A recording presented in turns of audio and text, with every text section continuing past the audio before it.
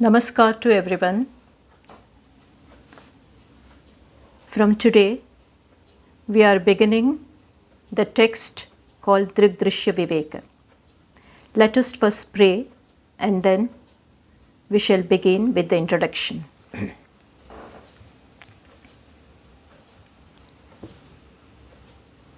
Om Shanno Mitra Sham Varunaha Shanno Bhavatvaryama Shanna Indro Bruhaspatihi Shanno Vishnururukramah Namo Brahmane Namaste Vayo Tvameva Pratyaksham Brahmasi Tvameva Pratyaksham Brahma Vadishyami Rutam Vadishyami Satyam Vadishyami Tanmamavatu Tadvaktaramavatu Avatu Mam Avatu Vaktaram. Om Shanti Shanti Shanti. Om Sahana Vavatu Sahanau Bhunaktu Sahaviryam Karavavahai Tejasvinavadhitamastu ma vidvishavahai. Om Shanti Shanti Shanti. Shankaram Shankaracharyam Keshavam Badarayanam Sutrabhashya Krutau Vande Bhagavantau Punah Punah. Ishvaro Gururatmeti Murti Bheda Vibhagine Vyomavadvyapta Dehaya Dakshinamurtaye Namaha. Once again, Namaste to everyone. So this is our first talk on Drg Drashya Viveka. The text which we are going to take is Drg Drashya Viveka. Let us first see what the text means, what the title shows. Drg Drashya Viveka. Drg means drashta. Pashyati iti drg, which means drg means seer, the subject, one who sees. And drashta and drashya means that which is seen. So drg means the seer and drashya means that which is seen. And viveka. Viveka means separation. This word viveka is derived from Sanskrit root which is in the sense of pruthak karane, which means in the sense of separation, separating the two things.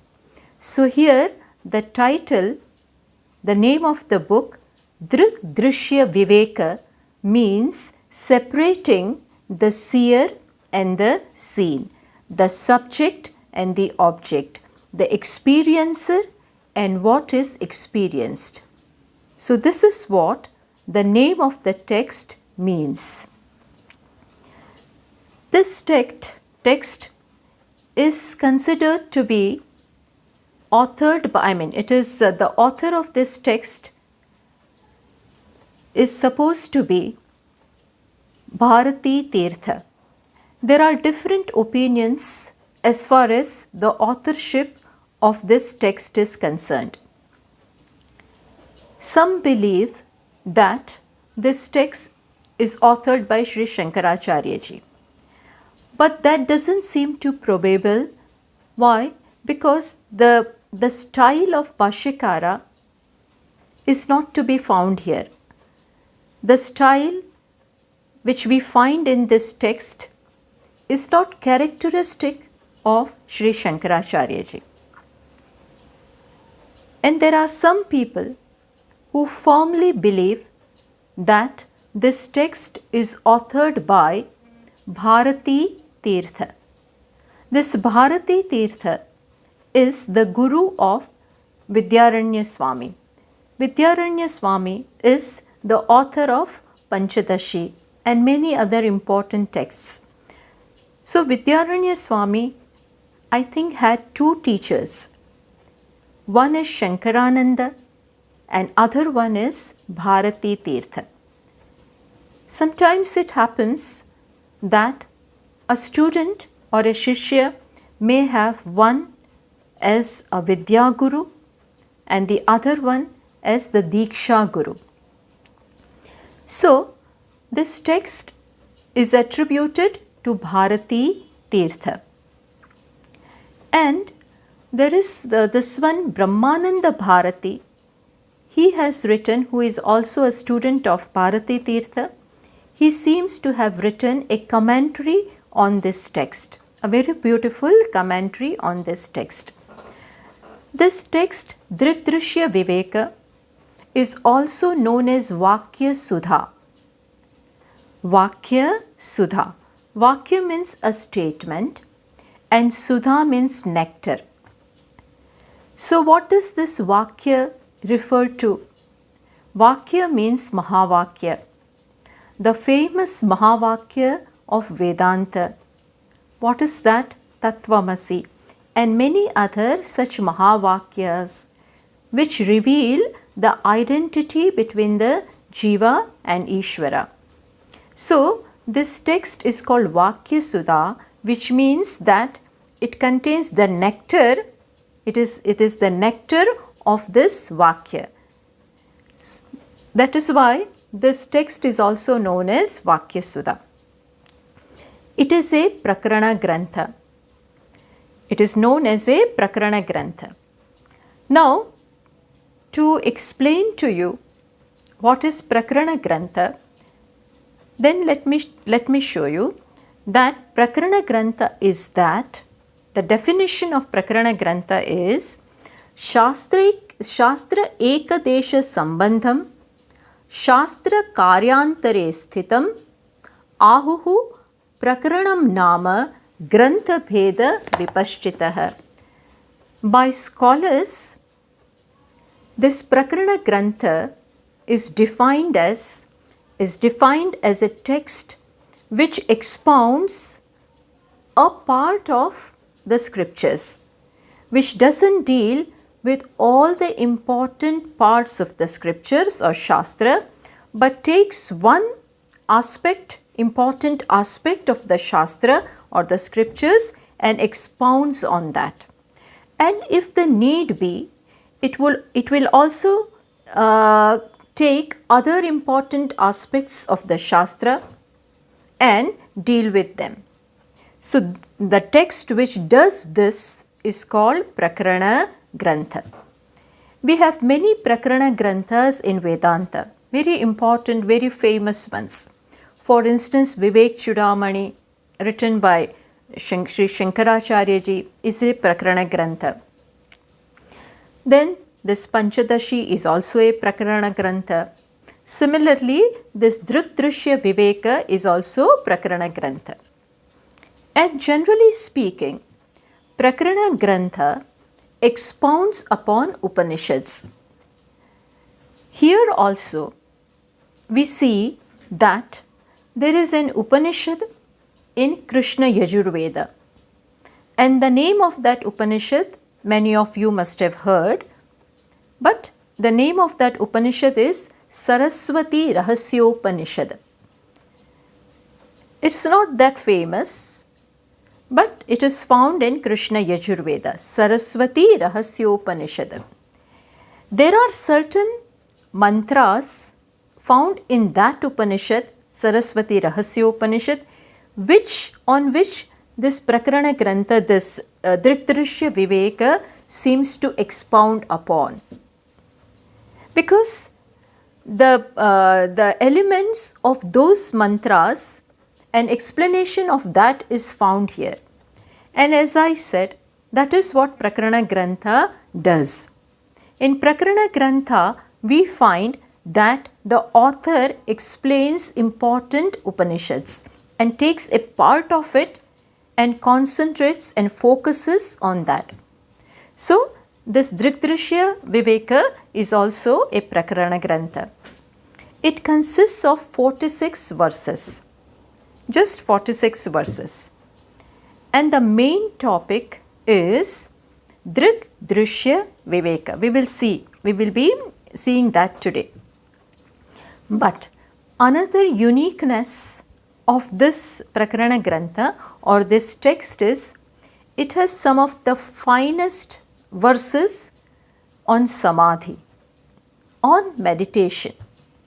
Here the author describes different kinds of Samadhis which are very, very helpful for a sadhaka to meditate, to scale, to escalate upon different Samadhis gradually. So many, this part is dealt very well in this text. And as I said, the main topic is Drg Drashya Viveka, seer, seen, separation, which means separating the seer from the seen. We will get into that. But that is in brief about this text. Plus, as I said, it contains the nectar of the Mahavakya. But this text focuses upon Tvam-pada, the famous Vakya, the Mahavakya, Tat Tvam Asi, that thou art. You are that. Tat Tvam Asi. Tat means that. Tvam means you. And R means you are that. So, this Vakya deals with these three words, these three padas. Tvam means you, Tat means that, Ishvara, and R shows the identity between Jiva and Ishvara. Now, there are different texts which focuses upon either Tat-pada or Tvam-pada, but all of them show the identity.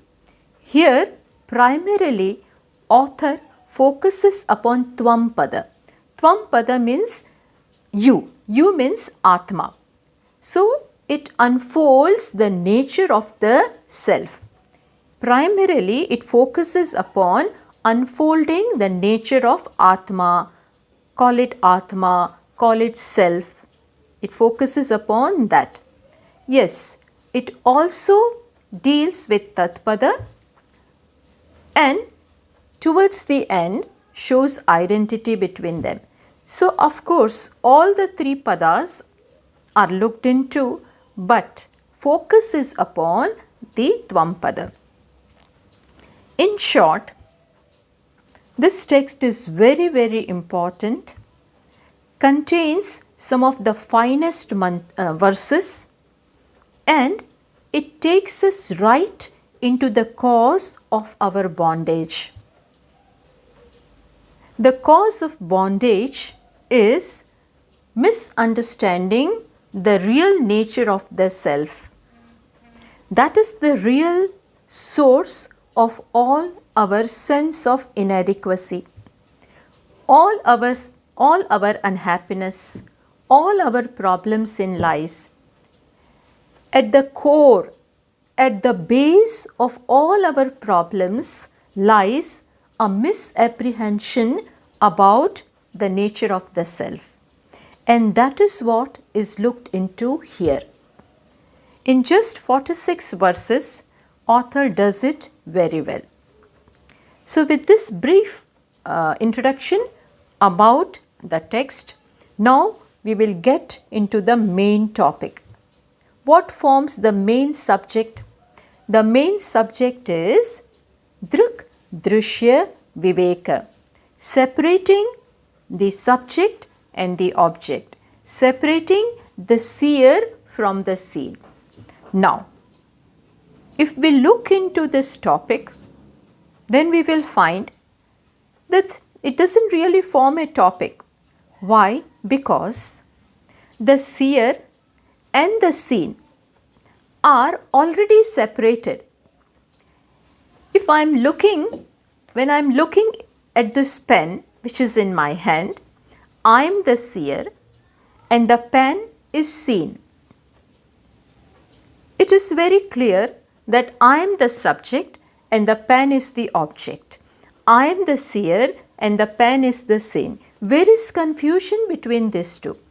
Where is the need to separate these two? They are already separated. The seer and the seen, Drashta and the Drashya are mutually exclusive. Where the Drashta is, the Drashya is not there.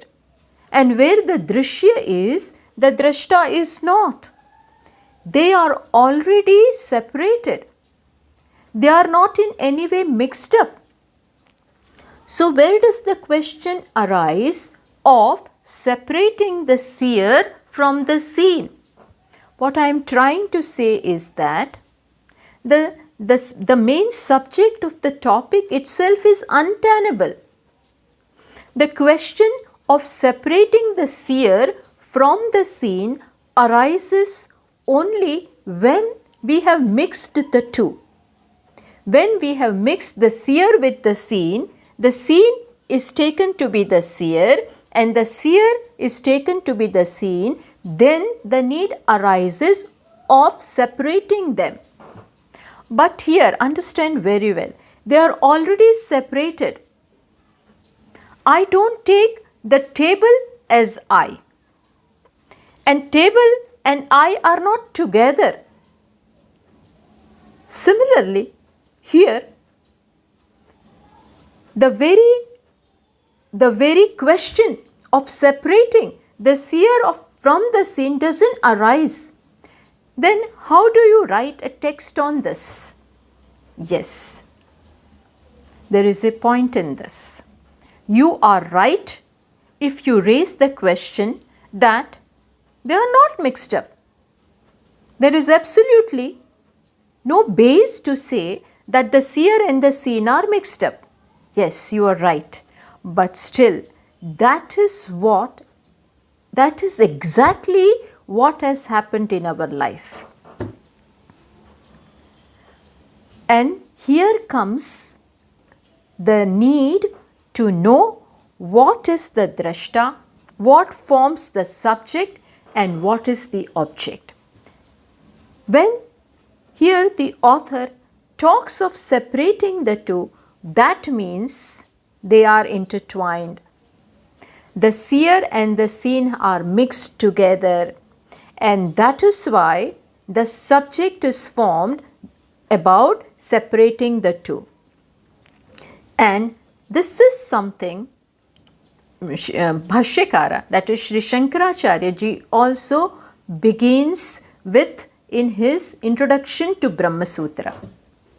This is exactly, precisely the same topic is taken up by him in his introduction to Brahma Sutra. When Bhashyakara began to write commentary upon Brahma Sutra, he first wrote Adhyasa Bhashya.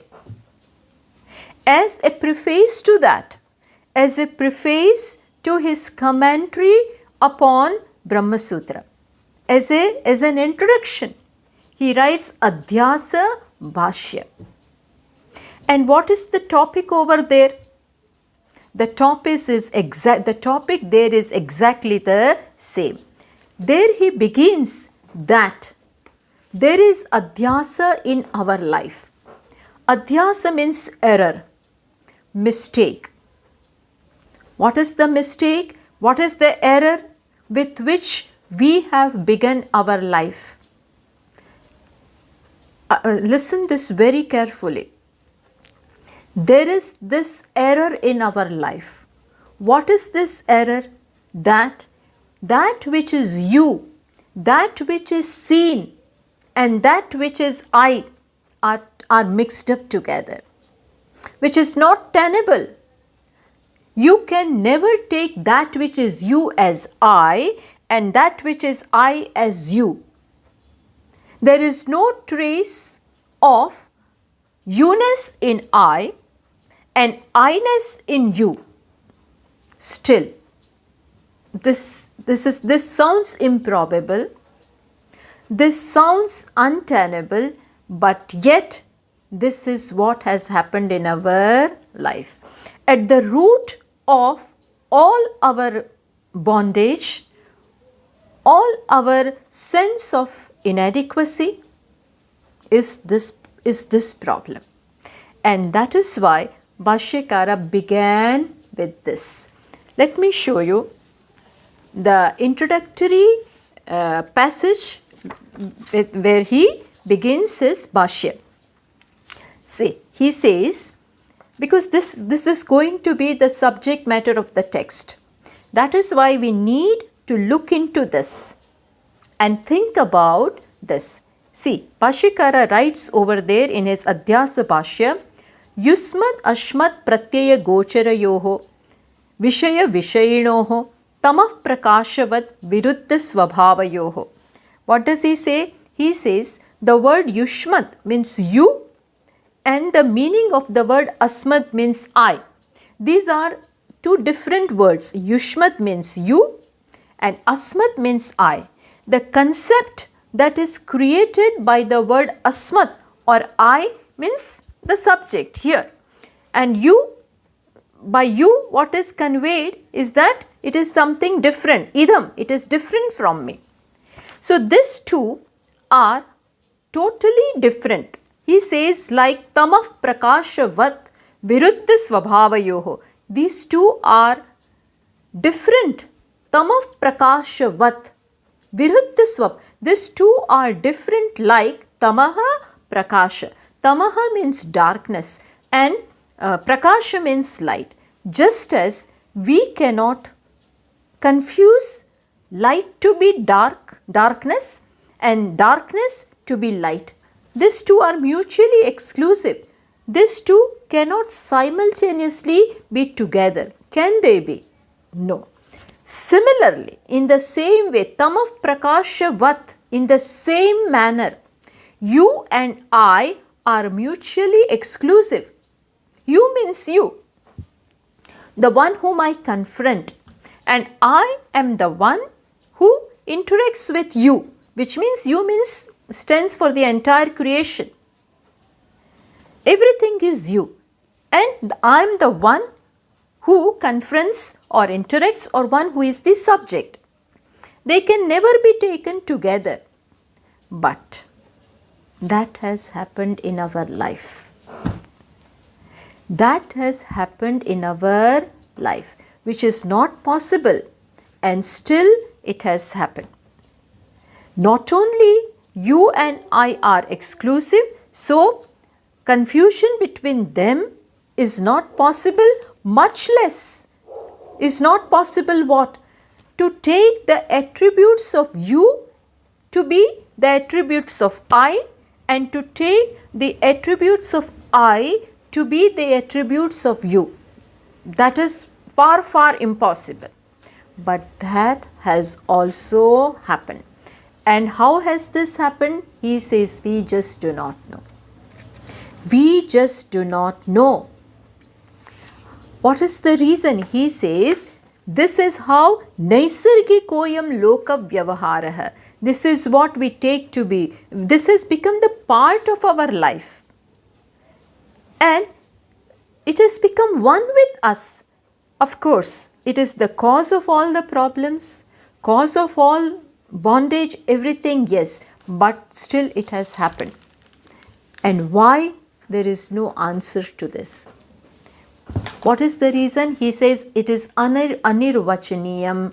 Anirvachaniyam means it is not describable. In no way can you find out a reason and say, yes, this is the reason. The reason is, at the most, we can say ignorance. Ignorance is the reason. Ignorance is the cause of this. Now let us see first. You will there may be a doubt in your mind or a question in your mind that Swaminiji, how are these two confused to be one? The pen, which is something, the object of my seeing, object of my eyes, is not taken as I. This pen is never mistaken to be I, and I is never mistaken to be the pen or microphone or table. We never do that. But see, the body, just as I know that the pen is different from me, table is different from me, chair is different from me, all these are different. Similarly, this body, the beginning from this body to the pranas, that is the vital air, and all the sense organs of action, as well as the sense organs of knowledge, means the indriyas, plus the mind, plus body, intellect, and the ego, all of this falls in the category of object. Just as this pen is an object for me, it is classified as object, anatma, and I am the one who is the atma and this is anatma. I am the subject and this pen is the object. Similarly, this body is also an object. This body is also, it also falls in the category of object, not only the body, the entire assembly, the entire complex which consists of body, mind, intellect, indriyas, prana, everything. All of this is object. And yet, I take it to be I. I don't mistake this pen to be I. But this distinction vanishes when the body is there. Body is taken as I. That which is you, that which is object, body is also something which I see. Whatever I see, whatever becomes the object of my knowledge, there is a simple rule. What is the rule? Whatever is the object of your knowledge is not you. It is an object of your knowledge and you are the seer of that. You are the subject and that is the object. This is clear. But this body is also an object of my knowledge. I know what this body is, tall, short, fat, whatever. Similarly, I know that the vital air is going in, coming out, and because of the different functions of that, the whole body is functioning. That is also an object of my knowledge. I feel the air going out, coming in, the breath, out breath, in all this I know, I see it very well, I experience it. In the same manner, I see my organs of action, I see my organs of knowledge, I see what is going on in the mind, that also falls in the object of knowledge. You may say that I don't see the mind. No, we are aware of each and every thought that is going on in the mind. Sakshi Bhashya we say, which means I am the one who illuminate that thought, and that thought, whatever the thought may be, there may be a thought of a pot, say. So I am aware of that thought of a pot, which means that is an object for me. Similarly, all the vrittis of the mind, that is all the thoughts going on the mind, in which category do they fall? They fall in the category of object. In the same manner, the judgments of the intellect, the decisions taken by the intellect, they also are Sakshi Bhashya, which means they are seen by me. There is a witness who is aware of that. The decisions being taken, the judgments going on in the intellect, all of them are objects of my knowledge, plus the sense of ego. I am so and so, I am man, I am woman, I am a doctor, I am a lawyer, etc., etc., etc. There is a concept, I visualize that. So that is also an object of my knowledge. In short, this whole complex where I have placed the sense of I, which I look upon as I, is what? Is really an object. That object means the body is also an object. It is also drishya, just as much as the tree outside is drishya. Similarly, this body and everything that we looked into falls in the category of object, and yet I call them as I. I lump it with I. The object, the entire complex called this BMI, body, mind, intellect complex, is taken as I. This is where all our problems began. This is the beginning of samsara. Body is not a problem, understand. Mind is not a problem. Vital air is not a problem. Organs of action, neither organs of action nor of knowledge, none of this is a problem. They are what they are. Only problem is the problem is the error of taking that to be I. It is very obvious that when we take what is not I as I, then whatever belongs to that belongs to me. The attributes of the body and of the entire complex belongs to me, because I take it as I. And what is this body? Limited in every way. It may have some capacities, some good qualities, but yes, along with all of that, it is limited in every way. Limited in time, limited in space, limited in qualification. That means objectivity. In every way, this body is time bound, space bound, and bound in many ways. It is born and it will go.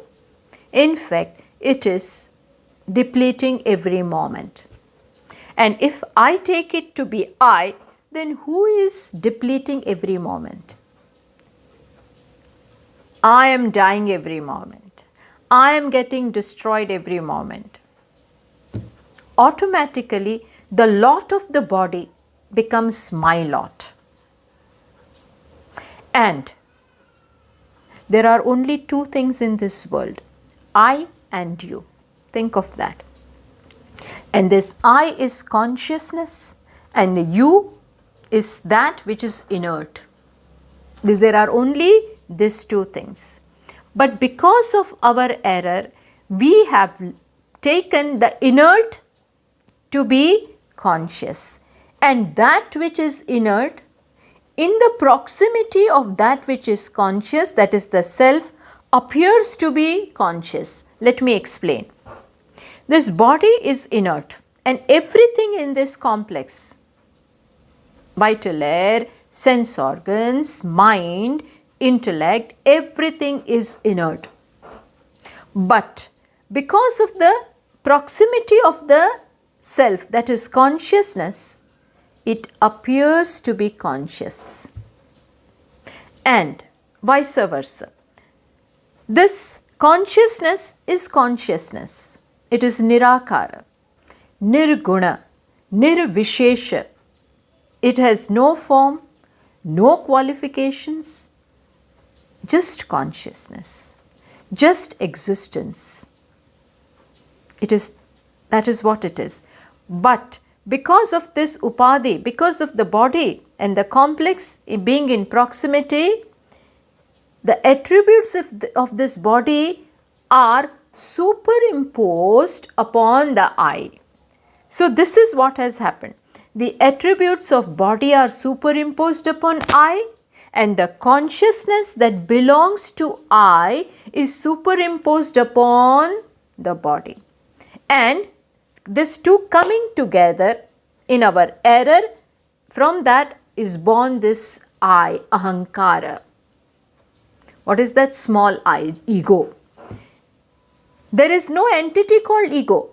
There are only two things, the body, the object and the subject. Here by object I mean this complex, this body. It is there, it is what it is, and I is what it is. But when these two are lumped together, then there arises this sense of ego. This sense of ego, it is a sense. There is no entity called ego. There is just body, mind, intellect, and there is consciousness. But when this error happens, and when this is taken to be I and the consciousness of I is looked upon as the consciousness of the body, then there arises this ahankara, sense of ahankara. And then I become a small being. I become mortal. I become limited. First I superimpose limitedness upon I, and then struggle throughout the life to get rid of all those limitations.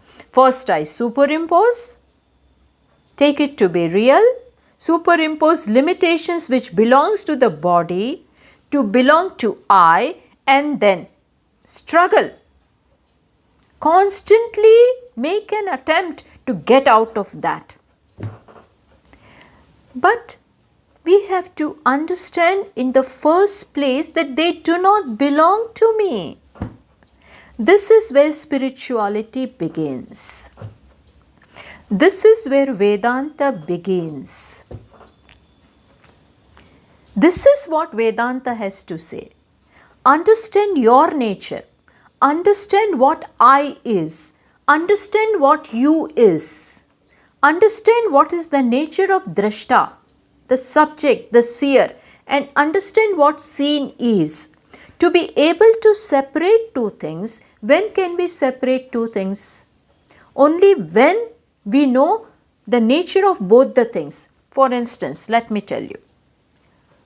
There is this rice which we have bought from the market, and now mother has given us this task of separating the stones from the rice. And the stones are also white in color. They are everywhere in the rice. So we sit down and we look into the rice and pick up all the stones. To be able to pick up the stones from the rice, what should I know? What is needed? I should know what is rice, what is the feel of this grain called rice, and what is this stone. The stone is also not in, they are black in color, it is easy to separate. But some of the stones are white in color, small ones, pieces of those white stones are also there. For that sometimes they look like rice, very much. We leave them there. Then the mother will come and scold us. Do you know how many stones were there? Which means I could not decipher that thing called stone. So I should know what is a stone. It may have, so I have to touch it. Mere eyes may not be enough. I may have to touch that stone and understand in my mind that no, this is not what rice is. The feel of the rice is different. The shape of the rice is different. And the smell of the rice is different. This is a stone, even though it looks like rice. And then I keep it aside. So to be able to separate, we must know the nature of both. What we want to separate. The nature of the rice as well as that of the stone. Ramakrishna Paramhamsji used to give the example of different coins put together. There may be a coin of golden coin, silver coin, copper coin, so many different coins made of different metals. They are all put together. Now you separate them. For that, if a child is doing that, then we need to educate the child that what is called a golden coin, what is a copper coin, what is a silver one. Only then and then will he be able to separate. Similarly here, to be able to separate what? Seer from the seen. We must know what is the seer, what is the nature of the seer, and what is the nature of the seen. Now, as I said, sometimes thing is very easy. To be able to separate the pen, there is no problem, because it is very obvious that this pen is not me. But when it comes to the body, then this distinction is not clear in my mind. That is why Lord Krishna tells Arjuna very clearly. He says in Bhagavad Gita to Arjuna, Idam, he must be sitting like that and pointing to Arjuna. Idam shariram kaunteya, idam shariram, this body. He says this. Now this we cannot use for I. He says, idam shariram kaunteya kshetram iti abhidiyate. O Kaunteya, this body is called kshetra, the field of experience, that which is experienced by you. See, he points to the body and says, idam shariram kshetram iti abhidiyate, and etad yo veti kshetrajna iti, one who knows, etad yo veti kshetrajnam, one who knows this body is kshetrajna. Kshetrajna iti tad viduhu. He says one who knows, etad yo veti, one who knows this, the knower of this body is called kshetrajna, the knower. So they are, here he makes the distinction. O Arjuna, you call yourself Arjuna. Arjuna is the characteristic of the body, name of the body, name of the personality. You are not that. You are consciousness which has no characteristic that way, which has no attributes that way. But you look upon yourself as Arjuna, a brother of the Kauravas, and then in the fight you are confused. Oh, I will be the killer, they will be killed, and then I will be the agent of action. All this, which are the attributes of the body, are superimposed upon I, and then you are suffering.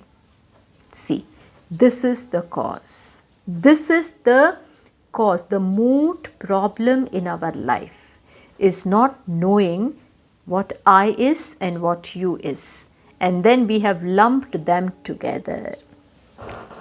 When I say I am fat, let me show you. When I say I am fat, there is in this sentence, I am fat, I am bulky. When I say this, I am fat, there is one word called I and am, which shows existence, and there is this word called fat. Now, there is this body which is fat, and there is this I. But fatness, this thulatva, belongs to the body, and I belongs to Atma. What have I done? I have lumped them together. Sthulatva of the body is looked upon as belonging to I. And then I say I am fat. So there is samanadikaranyam, putting two different things in one location. Fatness is there, no doubt about it. But it is something which I see, it belongs to the body, and I put it along with I. I am fat. In that there is an error. There itself there is error. When I say I am woman, error. When I say I am man, error. When I say I am human being, error. Adhyasa. I is correct. Human being is also correct. But I, putting these two together in our mind, I am human being, adhyasa. Once I take this to be real, and then I know what a human being is. He is limited in every way. There may be some good qualities. There may be lot of efficiency, so many other things, but along with them, limitations are there. And limitation is something I cannot put up with. Why? Again, because the real nature of the I is fullness. The real nature of I is adequacy. And limitation is foreign to it. Limitation is something alien to it. That is why it can't stand. And so, once I put it together, once I lump it on I, and then my whole life is an attempt to get rid of that. But what we are doing, there is absolutely no reason to do that. We are working for something which we need not work for. Body is never going to become limitless, and I, even though I take I to be limited, it is never going to become limited. It is limited here only in the mind, that there is this sense.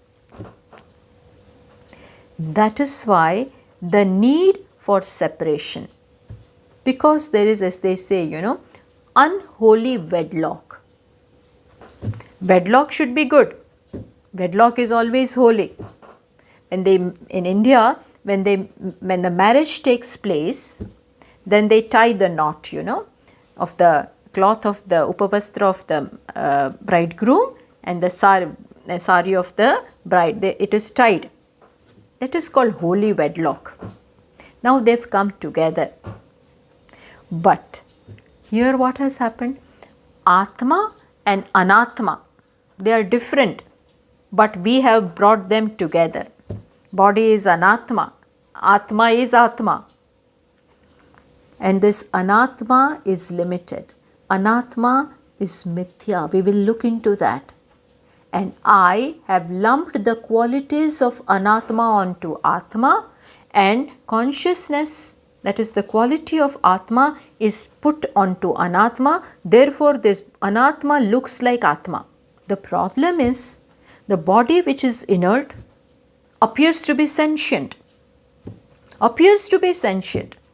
Behaves like sentient. Thanks to what? There is no sentiency there. But it appears as sentient thanks to Atma, which is consciousness. We will look into all this, how the consciousness of the self comes into the body. All that we will see. But because of that, there is this unholy wedlock of what? Seer and seen. Here there is unholy wedlock. Why? Because it makes me lose my identity, gives me misapprehensions about myself. There is no life when there is ignorance. What is the life? When I take myself to be a limited, helpless, hapless human being, feeling helpless at every point in my life, and then I want to get rid of it. Whole life passes away like that. And still, at the end of it, if I could remove all my limitations, good. But we cannot. On the contrary, day by day, I come to know I am more and more limited. Asti jayate vardate viparinamate apakshyate vinashyati. In the end, it is going to get destroyed. And I cannot accept that. I cannot stand limitation, which it should be, which is right. That is why the need to understand what is this thing called I, the seer, what is the nature of this seer, and what is the nature of seen. Body, first of all, here where there are two, I have taken it as one. Understand? Here there are two. It looks as one, but no, there are two here. There is one part which is you, and there is one part which is I.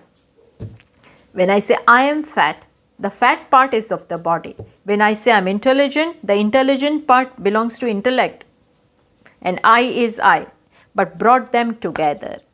So here Prakriti Purusha, subject, object, seer, seen are brought together. The problem is where there are two, I look upon as one.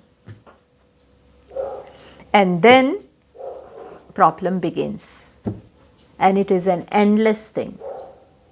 That is why the author says that what we have to accomplish in life is to begin with first separate the two. Separation doesn't mean take out the body from here. No, that is not. We have to work here. Understand what is object, and then see the object part here. Understand what is I, and then having separated, see what this I is. The nature of this I is nothing but that of the Ishvara. So it is one with the nature of this I is the same as the I in Ishvara. There also Ishvara part is the attribute of the body, the Virat body. That we have to remove, separate again, and then see the identity. Thus, in short, in just 46 verses, focusing upon Tvam-pada, but also dealing with the Tat-pada, and then showing the identity.